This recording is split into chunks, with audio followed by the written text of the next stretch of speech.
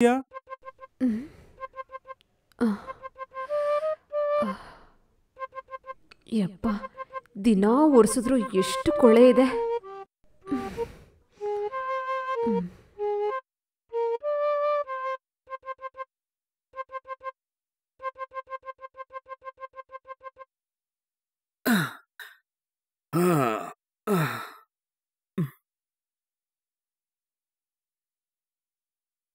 ಹ್ಮ್.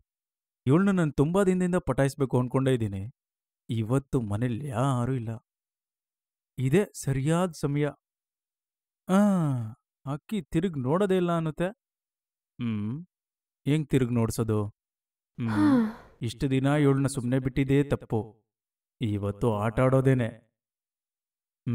ಹೆಂಗ್ ಆರಂಭಿಸೋದು?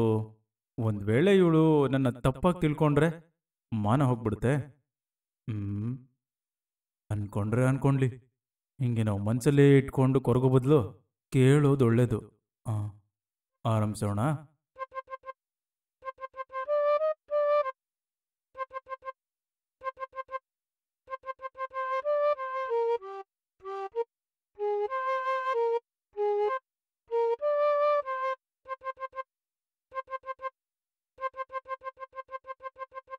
ಅರೆ, ತಿರುಗೇ ನೋಡಲ್ಲ ಅಂತಾಳೆ.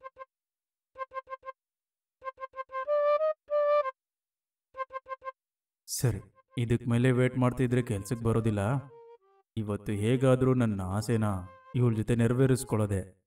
ಏನಮ್ಮ ಇದೋಳಮ್ಮ. ಹ್ಮ್. ಆಹ್. ಹ್ಮ್ ಆಹ್. ಬಾ ಆಹ್. ನೀವು ಬಾ ಎಲ್ಲಿ ಕರ್ಕೊಂಡು ಹೋಗ್ತಿದ್ದೀರಾ? ಒಳಗ್ ಬಾ. ಯಾಕೆ? ಹ್ಮ್ ಅಯ್ಯಯ್ಯೋ.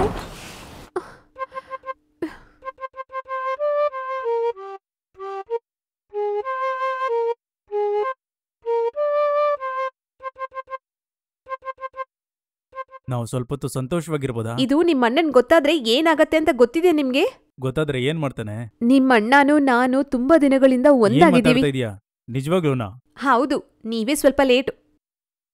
ನನ್ಗೆ ಮನೆ ಒರ್ಸೋ ಕೆಲ್ಸ ಇದೆ, ಹೊರಡ್ತೀನಿ. ಸರಿ ಹೋಗು. ನನಗ್ ಮುಂಚೆನೆ ನಮ್ಮ ಅಣ್ಣ ಪಟಾಯಿಸ್ಕೊಂಡು ಹೋಗ್ಬಿಟ್ನೆ.